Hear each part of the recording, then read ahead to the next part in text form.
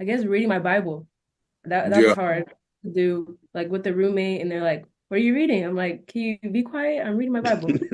So, like all the questions, they're like, "You want to go out this weekend?" I'm like, "No, I don't want to go out." "Why you don't want to go out?" I'm like, I, "I just don't want to go out this weekend. Maybe next weekend." So it was like a influence thing. Like, do I want to do this or do I want to do what I need to do? Mm. Yeah. Say that again. Say that one more time. Do I want to do what I want to do, or do I want to do what I need to do? Mm. Yeah. Yeah, we've That's been You hard. got talking to about post that, that right? up, Court. You wrote that down? I already got it. We already been talking about it with the whole medicine Yeah. thing, right? Yeah. The Have either medicine. one of you ever had to take a pill without water? Have you ever tasted what that taught? Absolutely not. Yes. Have you tasted it? It's pretty Yes, nasty. How about, have you exactly. ever had to get a shot, Kelly? Yes. Yeah, yeah. You didn't really like how it felt, right? Mhm. But it was what you needed at the end of the day. So sometimes what we need is wrapped up in something that ain't so comfortable, and you might have to make a little sacrifice to do it. Welcome to the Eat Cypher. Flow harder than the hands on Peter Piper. And now we would like to introduce you to your rivals. It's like Ali and Tyson. The hook miss with the liking. Show nothing, Mr. Bison. Maximus and Leonidas. You were in the booth with Titans. Goons, goblins, and Vikings. It ain't really nothing like us. Yo, welcome back to another episode of the L.I.T Code Podcast with Edgar Jones, the podcast where the menu is short and sweet, but there's plenty for your mind to eat. I am Courtney Anderson, aka Big C. That is Mr. Jones over there. And to the bottom, we have some very, very, very special guests. Before I introduce them, though, as always, we appreciate y'all for tuning in. Whether you listen, whether you watch, whether it's 30 seconds, whether it's the whole hour, whether you're more of a fan of Edgar or myself, it don't matter. We appreciate y'all wholeheartedly. And we do have a lot of good episodes in store, a lot of good content, a lot of great guests. But today, we have family again.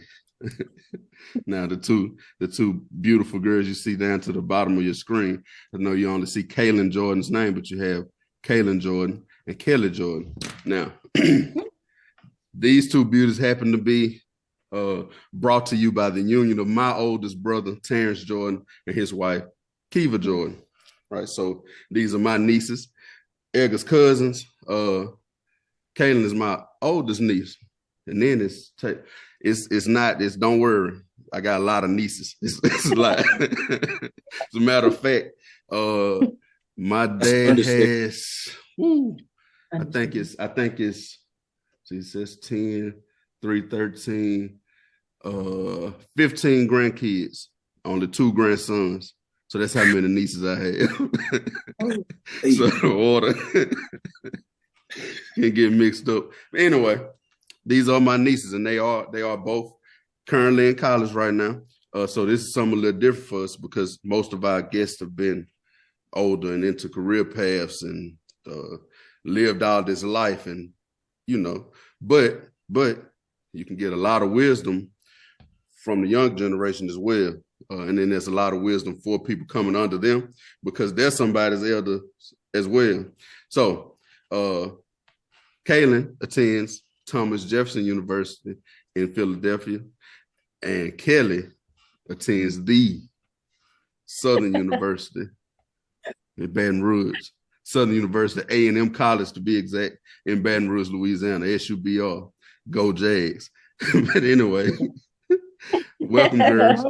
Welcome. We're happy to have y'all. Thank you for having us. No problem. So, Edgar, this episode was actually birthed conversation between Edgar and Kalen and Kelly. Because another jewel of information, my brother and my other brother and first cousin Edgar Jones both live in Frisco. So they've had the honor of growing up.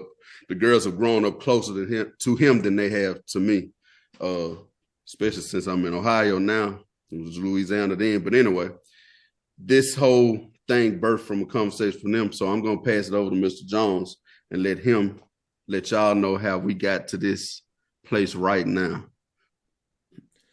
Appreciate you for passing it over to me, partner. You Yes. do such a great job at introductions. I need to be better. I need to get like you one day. Thank you. Yeah. Thank you very kindly, sir. Hey, girls, thank y'all for joining us. We really, really appreciate it. For the people that's listening, this conversation actually started at a table. Before we even got to Zoom, it started at a table. I was sitting at the house. The girls came over to visit to see the kids and the family. And as they were sitting at the table, I asked them a question. If you could go back and give your younger self, what was it, one lesson or two life lessons or pieces of advice, what would that be? You could go back and give your freshman self a piece of advice or your younger self.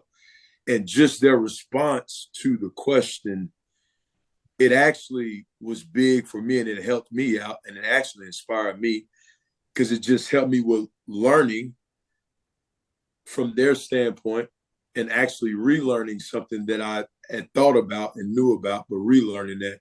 And also, too, I think it's always big and important to understand that you can get good advice. You can get good advice and you can learn something. Let me say that. You can learn something from anyone just by watching or if they actually say something. And for me, that was a learning moment and a learning phase in my life. So I appreciate y'all just for sharing that. And they went in. Y'all went in. I was like, oh, I called Courtney 6 times. Told y'all right. I was like, hey, I'm calling Courtney right now. Yep. Calling. Then I texted him and was like, yo, call me right now. Now, Conrad probably thought something was going on, but he called me right away. And I said, hey, we got to get the girls on. We got to get them on. And I think it's important because y'all have a voice. And y'all have been able to accomplish some very, very great things. And your perspective is definitely important. I think too many times in life, we downplay the younger generation's perspective and their voice and how they look at things. We downplay it and we diminish their voice and we don't give them a chance to be heard and then just come to the table to have a conversation with them. But come to the table to have a conversation to listen, not to talk. You know what I'm saying? Just to listen to y'all. So I'm done talking. And the first question I'm going to ask y'all is, for the people that don't know, could you tell them what exactly are y'all majoring in? Oh, I thought SU was going to go first. I am majoring in fashion design. Okay. I'm majoring in nursing. Okay. Mm-hmm. Why fashion design? Everybody always asks me this, but like it was just never another choice for me. Like from like dressing up when I was little, and I always had like too small clothes, and you had to give them to Kelly. But I was like, no, I'm gonna make it into something I can wear again. So I would like cut it up, and I would get in trouble for it. But like that was just something I always wanted to do. And then like drawing in school, like you know how you have that little sheet of paper. It's like, what do you want to be when you grow up? It was always fashion designer. So there's just never another choice for me. Got you. Nursing? I had a lot of options on the table. At first, I wanted to be like a magician. I wanted to be a baker. I wanted to be like everything in the book. And then I remember I took up like nursing at one point and I got my CNA license my senior year, which is a certified nursing assistant. And I was taking care of this one man and he told me, it was an older Black man, and he told me that will make a great nurse one day. And then I came back the next day and he was gone. So I just felt like that was God telling me like, this is what you need to do. And then people ask me now, like, what would you major in if you were majoring in nursing? I don't know. Like, I just really feel like this is my calling. This is what I need to do. Because I don't have anything else that, like, I'm on fire for, I have a desire to do. So, is that it? Yeah. That fire, that desire is huge. And I think to hear the story about the older gentleman that said you need to be a nurse. That was an angel. Yeah. Yeah, like, and then the next day he was gone. Just for you to be able to recognize that and see that and then walk in that, you know, and to be able to choose, say, okay, this is what I'm about to go do. You know, growing up in Texas, obviously, you know, it's its own different world, and especially in North Dallas, when y'all got ready to go to college, you're going to a college that's in a different state. You're far removed from your home, miles and miles away. What would you say was one of the biggest challenges transitioning from high school to college and being away from home, or maybe one or two? I would say the people. Going to the north and compared to the south, people are rude. Like, and you wake up in the morning to like horns honking. I'm like, people don't do that here. Like, and the like greeting people, I would be like, hi, how are you doing? Like, good morning. Good morning. Like, no one asked me how my day was or anything. So I just thought that was a culture shock to me. And when I first visited Philly, I was very homesick. Like, I was like, I don't want to go here. I don't want to be here. Then I came back home and I was like, I need to go. Like, there's something out there for me. So it was hard transitioning from south to north. I prefer the south. I mean, I could put up with it. I'm not going to change who I am, though. Yeah. I think, like, for me, I didn't obviously transition far from home. I have people in Louisiana, a lot of family in Louisiana. But the hardest transition from high school to college was that workload. Like, you're not just doing 1 or 2 assignments a day. It's 12 credit hours. And then you have all these assignments, you have tests and all this stuff. And you're just on your own. And then on top of that, me trying to get that full HBCU experience, that was tough, especially coming from a white school. And then you get around all these people that look like you, they talk like you, they want to have fun. Homecomings rolling around. I'm like, dang, I want to go do this. But now I'm like, my grades are slipping. So I think that was like the hardest thing, was trying to get the full experience and get my grades together. That was hard. Yeah. I think another thing was like playing sports. I play volleyball at Jefferson, and like not seeing my mom and dad in the stands all the time. Like they only came down like once a year. So like that was hard. Like playing the sport I've been playing since first grade and not seeing them up there was just hard. But I had to get over it. I overcame that. And then I guess reading my Bible. That's hard to do, like with the roommate, and they're like, what are you reading? I'm like, can you be quiet? I'm reading my Bible. like all the questions, they're like, you want to go out this weekend? I'm like, no, I don't want to go out. Why you don't want to go out? I'm like, I just don't want to go out this weekend, maybe next weekend. So it was like a influence thing. Like, do I want to do this or do I want to do what I need to do? Yeah. Say that again. Say that one more time. Do I want to do what I want to do, or do I want to do what I need to do? Yeah. That's hard. Both said up, Court. You wrote that down? I already got it. We already been talking about it with the whole medicine thing, right? Yeah. Have either one of you ever had to take a pill without water? Have you ever tasted what that Absolutely not. Yes.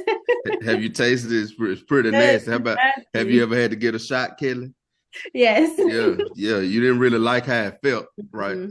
But it was what you needed at the end of the day. So sometimes what we need is wrapped up in something that ain't so comfortable, and you might have to make a little sacrifice to do it. So I have another question that's different, but I'm gonna stay in this vein for right now, because one of my biggest transitions was the rush of independence, meaning there wasn't nobody there to tell me get up and go to class. There wasn't nobody there telling me make sure you study for this. Do you have a test coming up? What y'all on? So was that something that was also a big change for y'all? Yeah, I definitely say it was, because I'm so used to, my parents didn't do everything for me, but I'm no longer under my parents at school. They're not, like you said, telling me get up, go to class, make sure this is filled out, make sure you turn this in, because you truly are on your own when you get to college. And I went from like calling my mom every day to now I just call to, check on her. I don't call because I need help with this, I need to do this, because once I graduate, I know I'm going to be on my own. So college really helps you transition to that independent stage. Yeah, I say the same. I remember I had to take medicine, my allergy medicine. I was always reminded by my mom. But my freshman year, when I first got to college, my allergies got so bad. But I was like, I gotta start getting on my stuff. So the independence thing was hard for me too. Just my freshman year. I feel like I caught on easily though. Yeah. Yeah, you usually do. You really don't have much of a choice. I know for me, I always hated cleaning. I used to pay your Aunt Area to clean my room and do my chores because I wanted to be outside. And I didn't even learn how to study in college. And don't take any of Uncle Courtney's advice. Now, I still graduated with honors, but I didn't go to a lot of class because I hated getting up in the morning. And then so those 8 o'clock freshman year, good thing is the first couple of years before you get into your majors, it's like high school 2.0. So it wasn't anything really hard. I wasn't into many major courses yet. Now, chemistry and biometrics and stuff like that, I had to tighten up, but that independence was kind of, it was a rush. Now, Kalen, you said something. You said, I'm not going to let these people or those people stop me from being who I am. Now, Mr. Jones usually knows that our very first question is just that. Who are you? So I want to ask both of you individually. Most people don't practice for somebody asking them who they are outside of their name, right? I told everybody that y'all were my nieces and y'all in college and all this good stuff. But at the core, somebody walked up to you and asked you that, and you really had to pull out a good answer. Who are you? Like with just a sentence? It's your world. Okay. Helen is a God-fearing woman that has standards and doesn't look for others to get validation. Short and sweet. Okay. Kelly is a child of God who is open about what she struggles with, but always bounces back. That was good. Y'all both could have dropped the mic and walked out. Yep.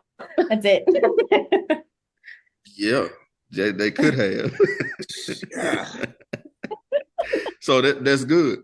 Being open with what you struggle with, right? Yeah. So let's dive into that. The biggest challenge, not just transition, but when you got there, you mentioned it earlier, Kalen, and I want to quit. I don't want to do this anymore. It's too much.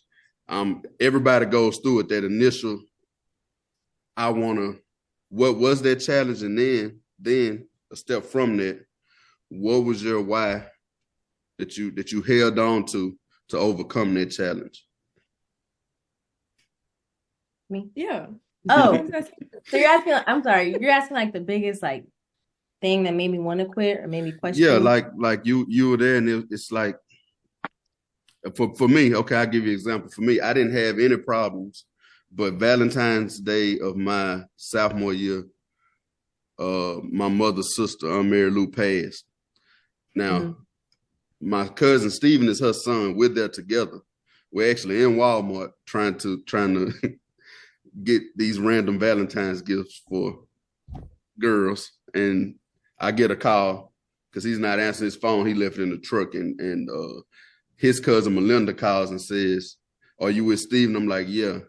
She said, "Okay." I said, "What's wrong?" She said, "Your aunt just passed." I said, "Which aunt?" Because it's a lot of them. She was like, his mother. So now I have to tell him that we come home, we get by an older maid's house, we see all the cars, and that at that moment is real. Now his mother is the sibling that's right in front of my mother. So in my mind, something's gonna happen to my mama next, and I don't want to go back down here. I need to be at home too.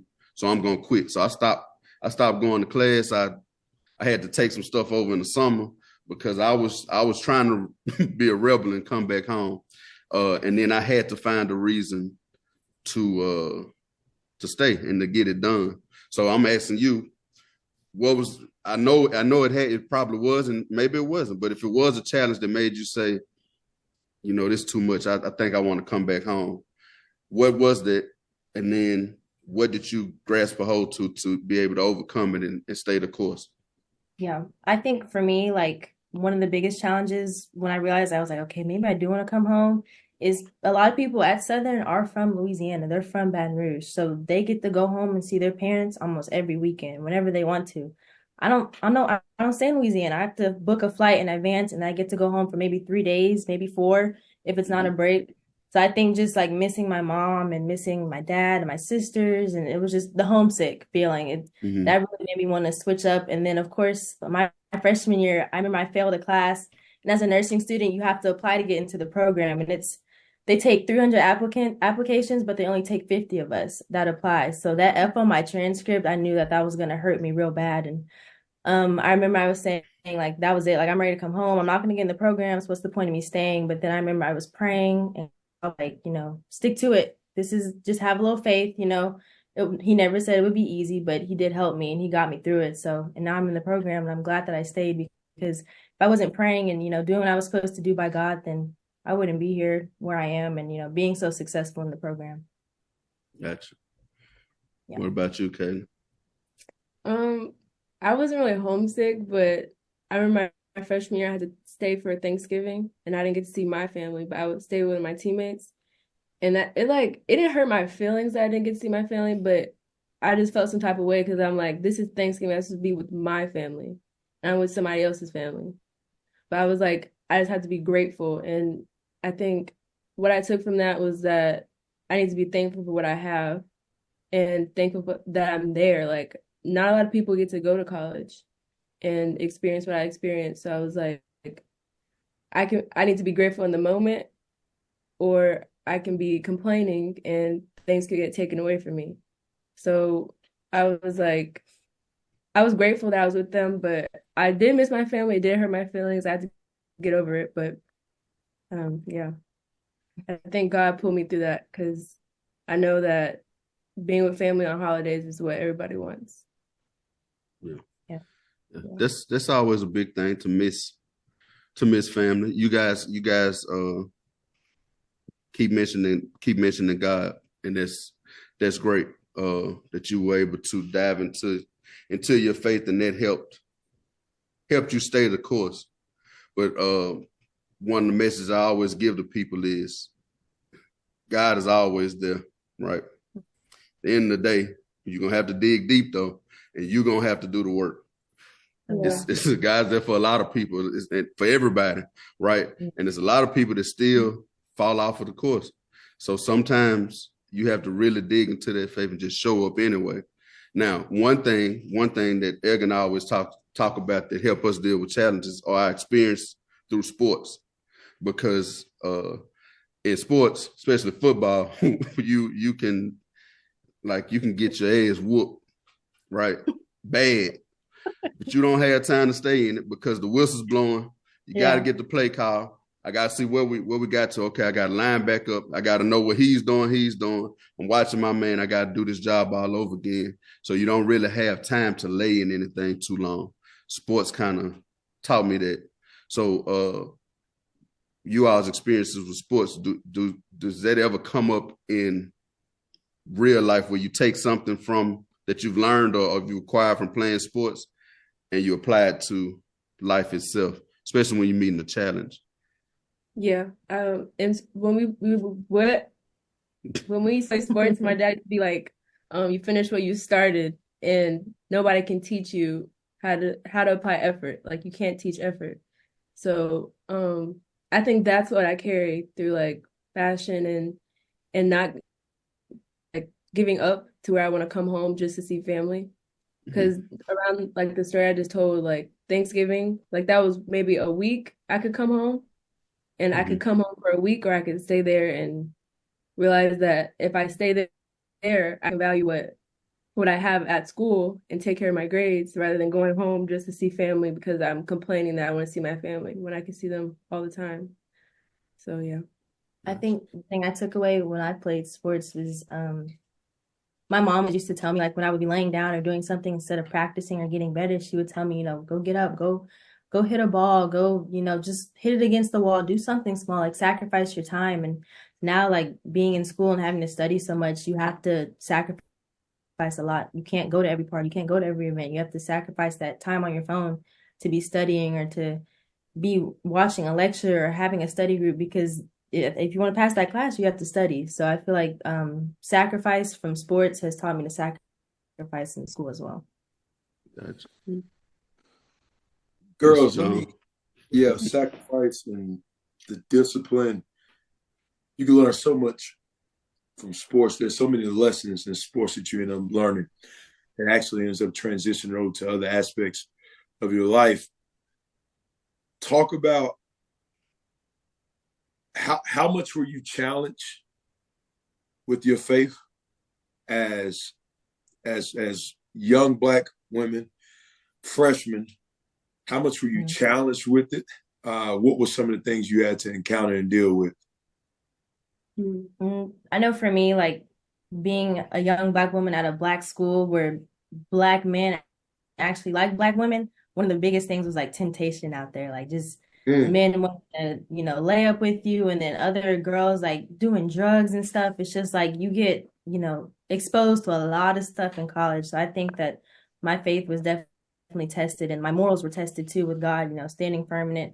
And I did fall short sometimes, to be honest, but I mean, that's everybody falls short of the glory of God. So, but I think that was one of like the strongest things that I was tested with my faith.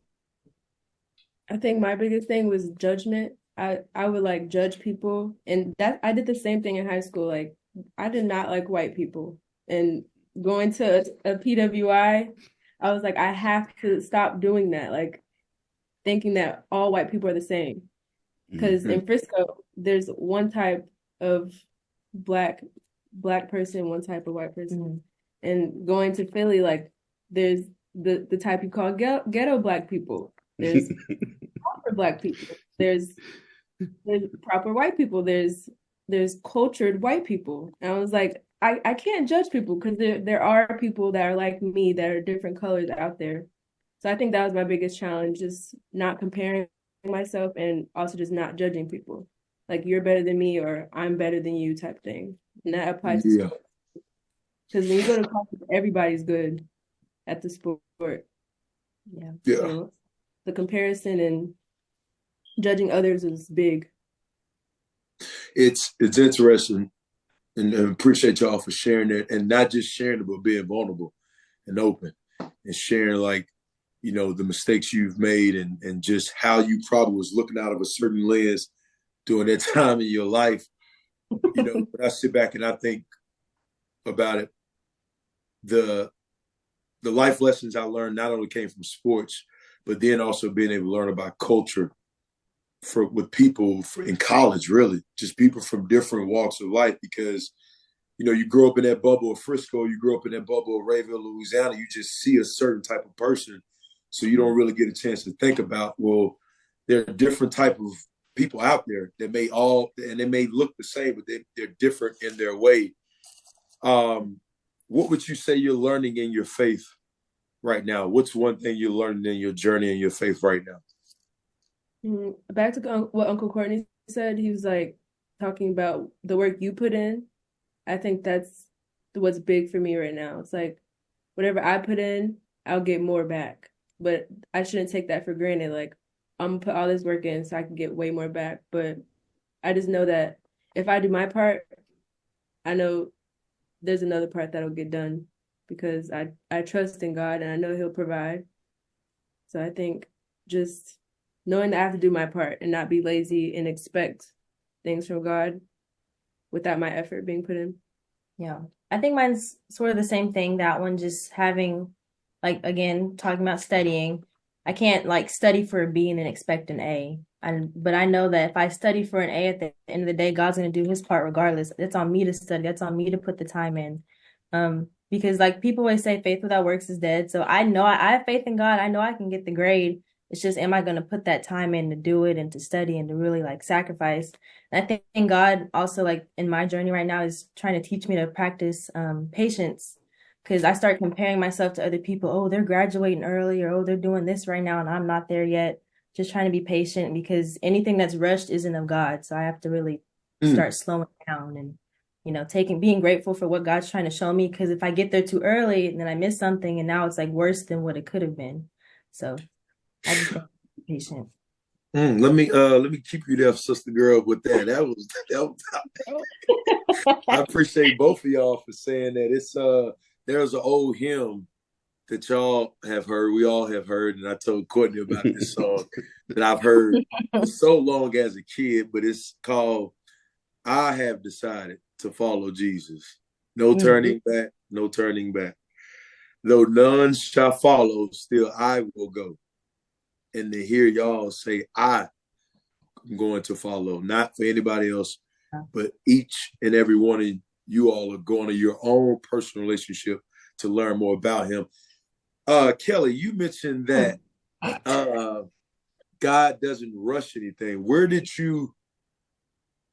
Did someone say that to you? What happened in your life? Was it something you read or just looking at your experience to really see how it works? Tell me about that. It was definitely my experience. I remember I had a really close classmate. She came in with me and she got into the program before me, and she asked me why I didn't apply when she applied. And I was like, I just didn't feel like I was ready. And she saw my grades, and I had the grades to get in. I knew I wasn't ready in my spirit, and God was telling me, like, not now, don't apply right now, not yet.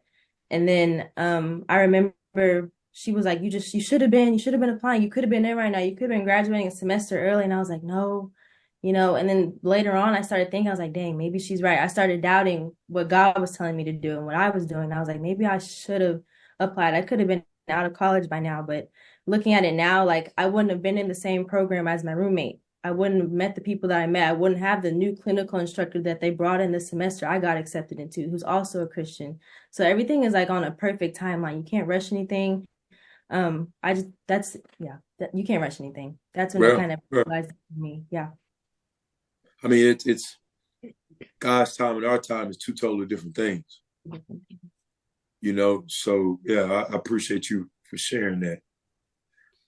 Yeah, it ain't ready till it's ready, right? It's ready. I know most people say aunt.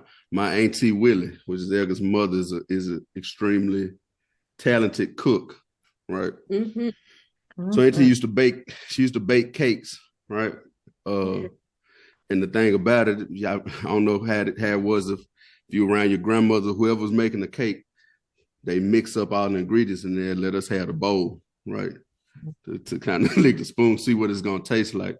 So now we've tasted it and you can smell it in the oven, right? So now you're excited and you want to keep running back in and out. And then Willie would tell us in her own colorful language, stop running in and out of here before you make my cake fall, right?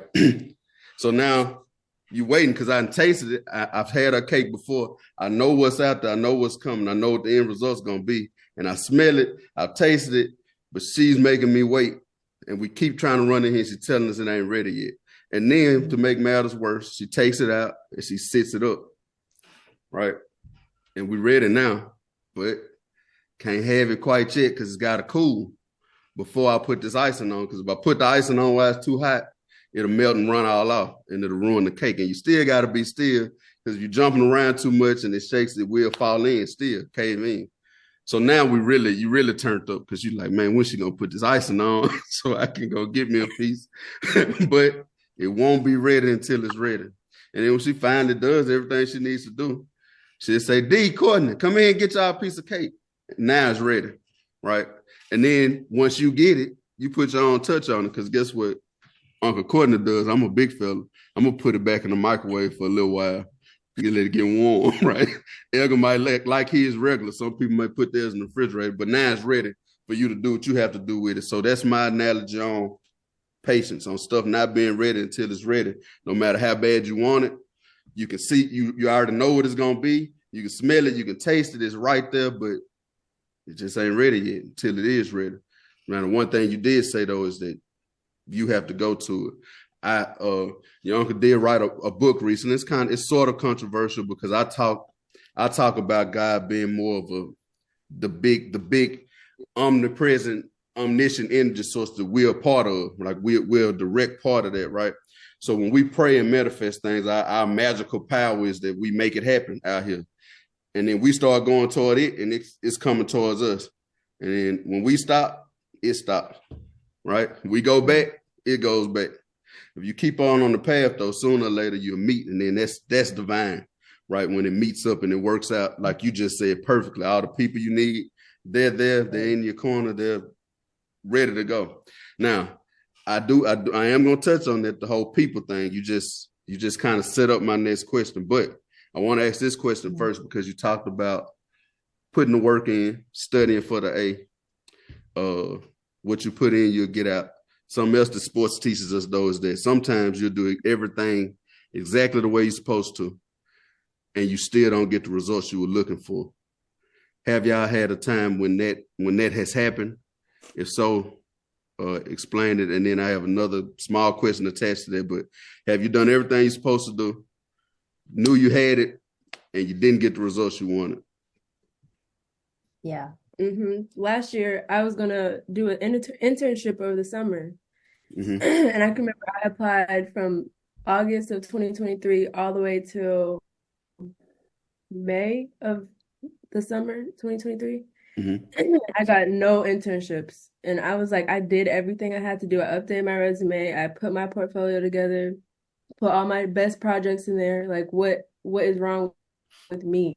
And like, I just remember it was like God's timing. And Daniels, a preacher I watch, he was saying this Sunday, he was like, if God puts a red light in front of you and you go, there's traffic coming. He doesn't want you to go. He didn't give you the green light because it's on his timing. So if you go out there when he's telling you not to, then you're going to get hit by the things that he doesn't want you to get hit by. So I was grateful that I didn't get a internship now, but like back then I was like I failed. Like all my other classmates are out there getting their internships. But then I got back to school and like only 2 people got the internships. And I was like, okay, I'm good. Like I'm fine. So now I'm applying for I got reached back out to by Aries of the American Eagle brand to work in New York. So it was all a blessing in disguise. And I know for me, one time I think it was last year, I had tried out for the volleyball team at Southern. And I remember it was over the break. I had made it. They had told me, come practice with the team, whatever. And I had practiced and we went over, I think it was winter break or summer break. And I remember I worked all summer. I was doing privates. I was, getting back in shape. I was working, sharpening my skills and stuff. And I came back and they were like, okay, we'll let you know like the final details. I didn't hear anything back at all for weeks. And of course, that's that typical HBCU stuff, like, Black people not reaching out, not communicating or whatever. So, and I was pretty disappointed because I was like, dang, I thought I really made the team. I thought I was going to be, be a college athlete after all.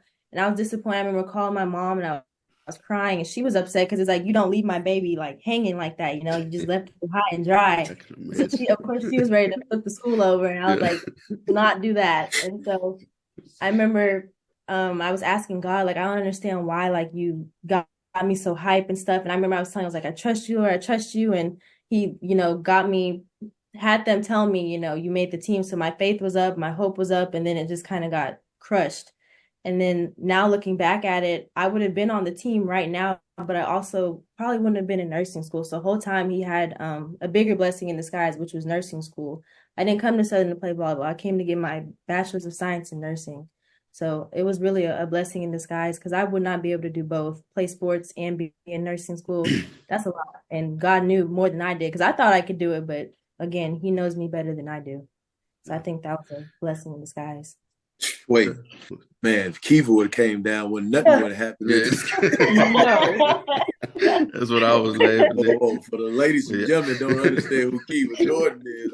And then the clips of Willie coming down too. No. That's a bad combo. They shut down. That's it. That was it. Ain't no homecoming games. Nothing. Ain't no Bayou Classic. Everybody go home.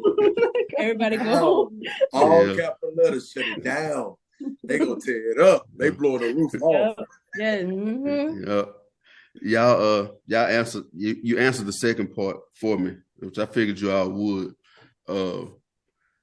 I wanted to know how you felt in the moment, and you let me know that y'all allowed yourselves to be victims for a second. I talk about killing off the victim mentality, but the only way you can kill it off or to conquer it is for it to show up first. So when your victim shows up, your victor can hear it after a while and say, "Hey man, we got to do something different, right?" So in that moment, you were able to you sat in it for a while, but then you were able to find the lesson in it instead of taking it as a loss. So It's interesting. Lesson, blessing, less, loss. You would think that the word less or lesson actually comes from the word less, but it doesn't actually. It's kind of more in the vein of lect, like the Latin word lect, which means lecture, or then it turned into lex, which is lexicon, which is vocabulary. So it kind of means to talk, but then when you really get into it, you can still compare the two, because part of that word meant gathered words or gathered speech. So you gather this information to speak, right? Mm-hmm. Less means lack of, or what you take away from. So if I listen to this speech, less all the words, what I take away from it is the lesson, right? Yeah. Or the blessing. All the stuff God put me through, or the world put me through, what did I grab from it? What I grabbed from it for the good of me was the blessing part. So it's interesting that you all talked about that. You feel less than when it happens. Y'all asked the question, what's wrong with me? Why? Yeah. Why me? Yeah. What did I do wrong? A lot of times you don't do anything wrong. It's just part of the plan. And if you can get past your dark side to let your light lead, you can see, okay, that's what was going on there. It's been a ton of times in my life, stuff happened and it looked bad.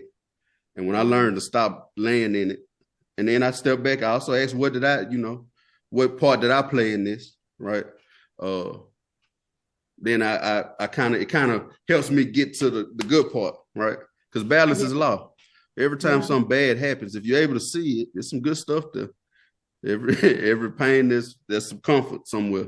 Every bit of sadness is some happiness somewhere, and vice versa. It's just which ones are you able to focus on. The older you get, the more you'll be able to do that. You spoke about your the new dean and all that stuff that's there. Before I get to an actual question about that, everything is, y'all talked about missing family. You talked about having to stop judging people. You talked about temptation of meeting new people and people wanting to go out. All of that is relationships, right? Yeah. Egg and I like to say we're at full capacity, meaning if I want to start learning how to play the guitar tomorrow, I'm going to have to give something up that I'm already doing. It's going to diminish something. You can't, there's no way you can bring something new in without diminishing something else. Even if it's something bad, like sleeping too much. Like I'm going to have to give something up to fit that in, right? So were there any relationships that organically diminished? So y'all were best of friends, and then one goes this way, the other goes that way, and individual life just starts lifing, and some of those relationships diminish. Did y'all have any of that? And if y'all did, what grew into its place? So if you had some strong relationships that diminished organically, not because y'all were mad at each other, not because this person lied on me, but just life being life. And then were y'all able to fill that in with something else? For me, I had a teammate. The teammate that I went to Thanksgiving, her house. Mm-hmm. I went to her house, and we were really close my freshman and sophomore year. And over time, we just like grew apart. Like we would see each other at practice, but it wasn't the same. Like we didn't live together, so it just wasn't like best friend vibes. So, we grew apart, and I had that empty space. Like, who's gonna be my friend? And the girl, like I said, I used to judge white people, and there's another girl on my team. That's the girl I used to judge, and we became really close. And now that we're closer, I'm like, I learned from that. Like, I can't be judging people because that could be somebody that needs to be a part of my life and help me grow. And she's actually part of my major too. So we do everything together, like shopping for fabric, go to class together, go eat between classes. Like, so I learned two things, like you said, the lesson and the blessing. So my lesson was like, I can't judge people because it could be a part of my life too.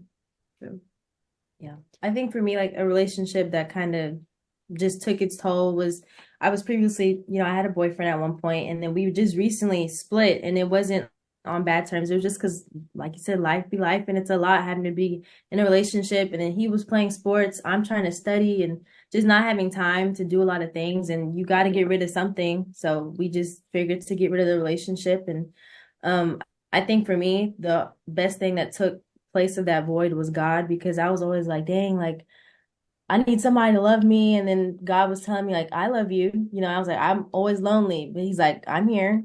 And I had to learn to be content with just being alone with God and realizing that God is love, and nobody knows how to love unless you know God, because he's love. So he definitely filled that void for me, and he still is. And I'm grateful that he is, because he's better than anything or anybody. So I think that was my relationship that I needed to have, you know, broken off so I could get closer to God.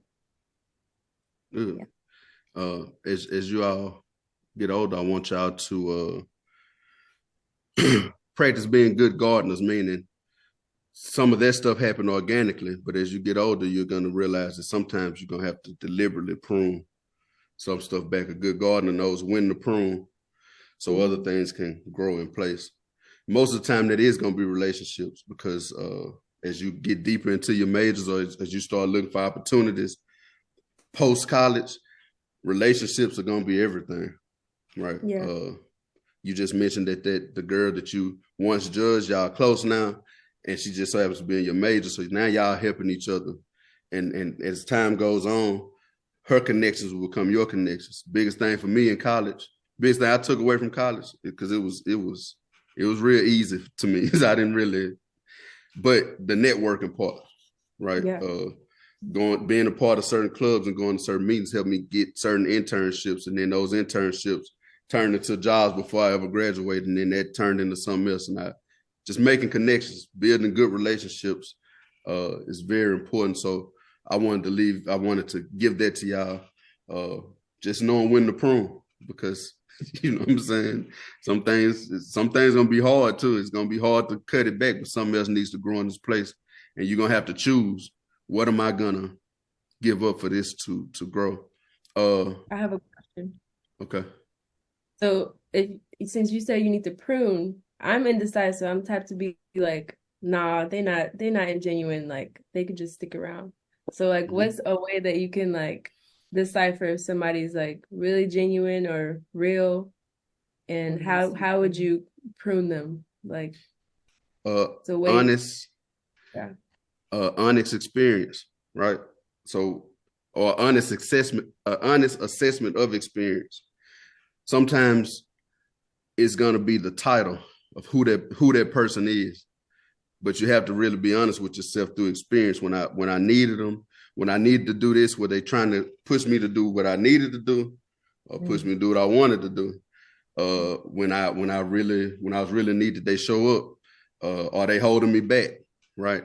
Because with a plant, you prune them because some stuff's growing so wild. It needs to be pruned for the greater good of the whole plant, not just its particular branch itself, right? Some people only want you to do what they want you to do, not really what you need to do. You'll find out that you're the one always present. There's no reciprocation, right? It's just one way. And when it's just one way, it's just coming from you. Sometimes it's going to be somebody that's real close to you. And pruning, just remember though, pruning is not severing. So sometimes you have to understand that you're just trimming them back. And if they're supposed to grow back, in the grand scheme of things, they will grow back. You know, now some people need to just be cut off. You know what I'm saying? That's kind of obvious when they just need to be cut off. But for the most part, pruning somebody back doesn't necessarily mean that you don't love them, or like it could be somebody extremely close that you just I can't. And it could be moment by moment. You might be going through something. I'm going to give you a perfect example.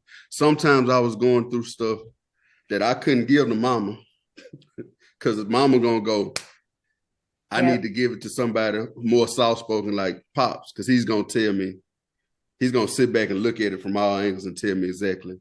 It's not going to be driven off emotion because, oh, that's my baby. It's going to be driven off of what you really need to do. So in momentarily, a little less mama, a little more dad, right? Even when you all were coming up, right? You're the oldest. Kelly came along. You got pruned back some, the attention part, because now it's a brand new baby in the house. And then when Carly came along, both of y'all got pruned off some because you should be more independent. And we need to make sure that this is getting the attention. So it's never really a personal thing. It's like you're gonna have to look at it for what you need at the time. It's gonna have to be selfish. There's nothing wrong with being selfish either, to an extent, because being the best you services everybody else around you. Because if you're not the best you, then you're doing them a disservice, right? So just really taking a real honest assessment of the situation and calling it down the middle. That's the advice I could give you.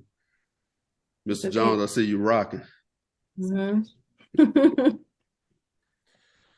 that was appreciate the question. I was like, man, this is the first guest that said, I got a question for y'all.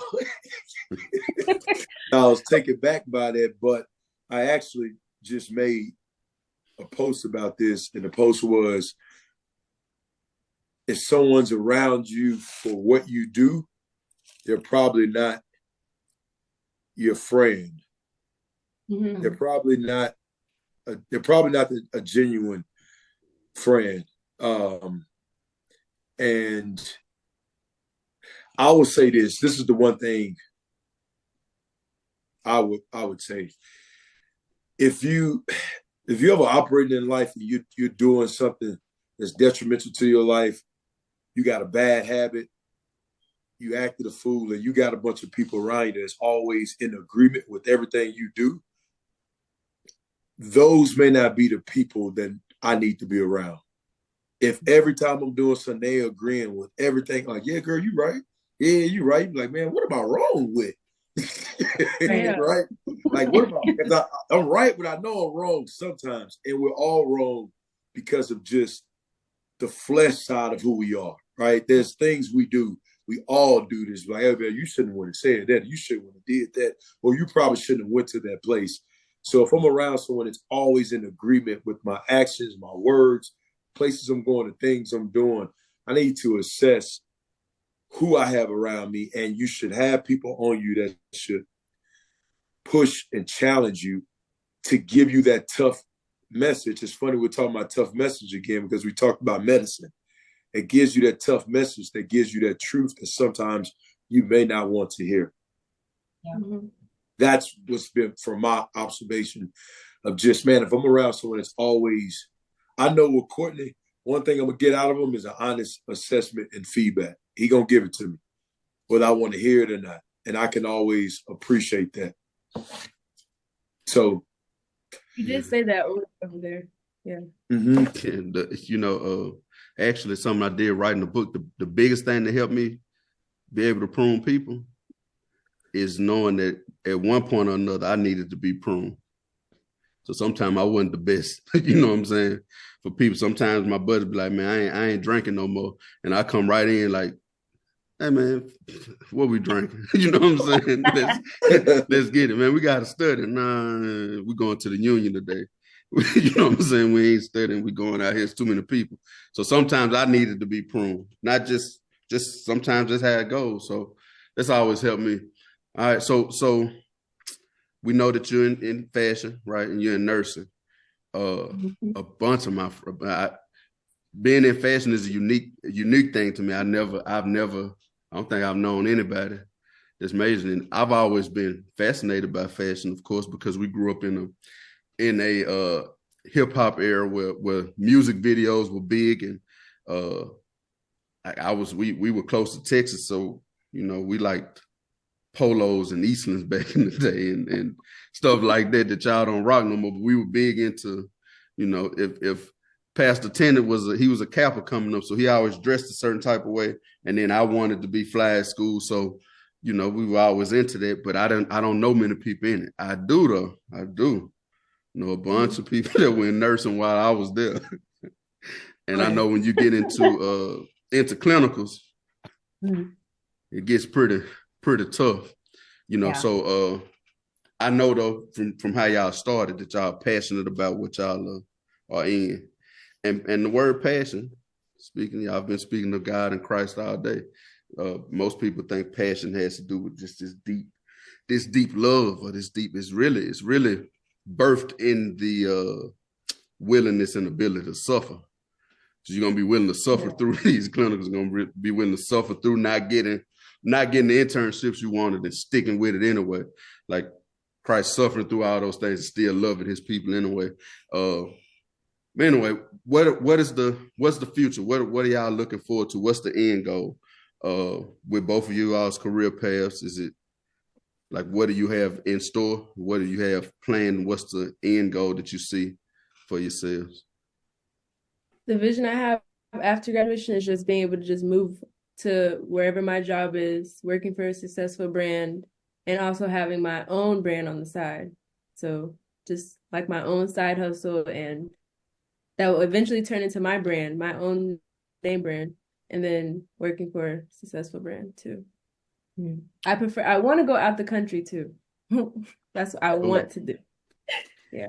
Any place in particular? I'm sorry, Kelly. I'm sorry. I've been thinking about the Netherlands and Milan. Yeah. Okay. Okay. Fancy. My goal is, of course, to get my letters, my BSN, and pass the NCLEX, which is the license exam. I don't know if I want to stay here or move, but I do know that right now, because I haven't experienced too much in clinicals, I want to work in the NICU, which is the neonatal intensive care unit with all the little babies and stuff. I think like the ultimate goal though is to be able to like bring God into those hospitals, because like, you know, you're having these babies and they're sick and they're dying, and it's hard to like, you know, keep the faith and realize that God is still in the situation and stuff. So I always have like these dreams or like these visions of like me praying over families and babies while they're there and stuff. So I feel like that's my purpose, is to bring that into the hospital, because people are so reliant on science these days and old medicine and technology. But at the end of the day, like, you know, God is the greatest doctor, you know, that old song, like Jesus is my doctor, and he is. So I feel like people need to experience that in the hospital and just remember that they can have faith even though like their kid's on their deathbed nearly. So that's the goal, is to elevate God's name in like those tough situations. Yeah. It's good. It's interesting that I don't think a lot of people understand that most of our professions are still rooted in people. I'm an inspector on the pipeline, so most people are like, well, how does it deal with people? Well, it's 18 degrees outside right now. If that natural gas ain't flowing to these people's houses, it'd be pretty cold. Y'all stuff is more directly connected to people. Kalen, you want people to look good in what they have on. Kelly, you want to take care of people. So I'm just proud of y'all for choosing to be in that vein of people. We're gonna wrap soon, but I wanna ask y'all, since we just talked about the future, how much time do y'all spend in big picture, like, oh, I got to do this for this big picture to happen, versus the right now that's in front of you? Is it I'm always thinking about the future, or is it I'm really spending some time in right now and really enjoying right now? Which one is it? You're asking like how much time we spend living in the moment? Exactly. I think it's a lot, but I think it's a lot different now that I'm older. Like, I can't live in the moment because I graduate soon. Like, I can't act like I'm a freshman when I'm a senior. So I think I spend majority of my time now thinking about the future. Like, what will happen if I do X, Y, and Z? Or will this make me money? Because I know I need money now. So that's a big part of what I do now. Yeah, I think I'm the same. I definitely focus more on the future now, trying to be like, oh, I can't wait till I graduate. I can't wait till I'm done. I can't wait till I move up to the next level. But there are moments like where I'm sitting outside, or when I'm studying, or where I'm just looking around and I'm present in that moment. I just say, like, you know, thank you, God, because it's hard. It's so hard to be present in this world. So hard, because you're thinking like, what's next? What do I have tomorrow? What's on my schedule? So I think I do a little bit of both, for sure. Yeah. It was a trap question from Uncle Courtney. We don't have that much time, but I will tell you that as I got older, I learned to start appreciating the moments a little more, because technically the future don't exist. Life is a big right now. And if you want proof of it, take a breath from the future right now. You can't, right? You're breathing in what's happening right now. And nothing but a bunch of right nows will make the future happen the way you want it to happen. But even though we are connected to God and we are made from the same stuff, we can't see, we don't really know what's going to happen then. but we got what's in front of us. Y'all have been to Rayville a few times, right? You go on Highway 80, right? At nighttime, it's very dark, right? Those headlights only gonna reach out so far. You can't see your whole destination. You can see what's in front of you, though, up to a certain degree, and your faith is telling you we're gonna get where we need to go, right? But a deer can run out. Anything can happen in the right now, and if you're too focused up ahead, you'll miss it and you'll crash out.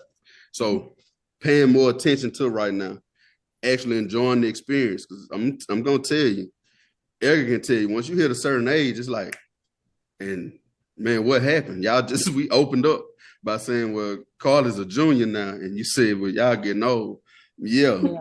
But I was just graduating college, what I thought was yesterday. And now I'm 3 kids deep, and you know what I'm saying? I'm approaching 40, and it's like, man, what happened to the time? And my kids make me appreciate the moments more, because you look at them and they like this, and then all of a sudden they like this. If you ask your mom and dad, they would tell y'all that, yeah, sometimes we wish we'd have stayed in that moment a little more. So take some time to appreciate the moment you're doing. It took every day to get to today. And it's going to take every day to get to wherever you're going to go. You know what I'm saying? So enjoy those days. Do what you got to do right now. Make the next right decision. And really just enjoy being great at the time and doing great stuff at the time. Because sometimes if you're too big picture, you won't celebrate the small wins. Right? So start celebrating the small wins. And then you pick up the finish line, you throw it ahead a little further and go get it again. But you're going to have to celebrate yourself, because big picture will make you do this. Big picture, if you don't quite get what you wanted and you didn't celebrate the small wins, you'll be on step 80. You came all the way from step 1 and you'll say, I ain't done nothing. Yeah. Dang, what about, you see what I'm saying? So enjoy it. Enjoy those small wins. Enjoy those small moments. Be in the right now. Enjoy being youthful and being able to have fun. Celebrate small wins too. Don't just, like, sometimes give yourself a little. You're going to need it, trust me. Now, there ain't nothing wrong putting your head down and getting it. But trust me, sometimes ain't nobody else in the world going to do this. Pat you on the back. It's going to be you and who you've been talking about the whole time. You and God, that's it, right? Mm-hmm. So, because you know what you really had to go through to make it every day. What battles you have to go through every day. Because just as much as God is a part of us, that other side is a part of us too. Just when you wake up in the morning, some say, hey, man, let me lay here. Some say, get on up and do what you got to do. That's just natural. We're born with that. So celebrate those small wins, live in the moment as much as you can. I'm going to pass to Edgar, see if he has any more. If you will. Huh? Well, look. The only thing I would say, I'm just proud of y'all, you know, to be open about your faith, to talk about your failures, the mistakes you made. And actually, a couple times, that was the first thing y'all came out the gate was saying about the mistakes you made and your failures. And being just open about your faith and really standing on that. You know, that's what I stand on for young adults and young Black women. I think that's so powerful. And actually, it's inspiring to me, because the stage that y'all are at as college students, especially in your faith, it took me to get to that point as an older man. You know what I'm saying? I would say I really didn't go deep into my faith after I was really transitioning out of sports. So I applaud y'all and I salute y'all. And I'm really, really proud of y'all. Thank you. Thank you. Same here. Of course, I'm proud. Y'all. I get to say, well, I got a niece that's gonna be a designer in the Netherlands. Matter of fact, what would the name of your own brand be? What would you name it? I have an Instagram up. I made it when I was younger, and it's called Consecrate, like the word in the Bible, but it's with a K instead of a C. So gotcha. Don't worry, Edgar, I ain't going no further. I would. I ain't gonna do it. So if it's something, if it's some advice, this is what we're in with. Some advice that you could give young ladies that look like us and that don't, who are deciding whether they want to go to college or whether they want to get a license or a certification. It don't have to be college. The college of the world, right? And younger, what advice would you personally give them, each one of you? I told D this other day, I was saying, like, you know what you want to do. Don't let anybody change your mind. Like, you stand on your business. You know what you want to do. And that goes for, like, people who aren't really deep in their faith and people who are. Yeah. So, yeah. I think, like I told D the other day as well, mine would be to just don't compare yourself to any other person there. When you get to the class or you get to the program, just be you. Don't try to focus on what everybody else is doing, because comparison is a thief of joy. And now you're not going to want to do it. So just don't compare yourself. For all the ones that don't know who D is, it's me, Edgar Jones. Yep. Oh. It sounds so fun. What they call me. Helen, like the only person I still hear say it besides them is D. Yeah. Anyway, y'all. Normally I would have some long soliloquy with the spotlight on me to end, but I want to end it well enough for us. So this has been another episode of the Lit Code. We'll see y'all later. Peace.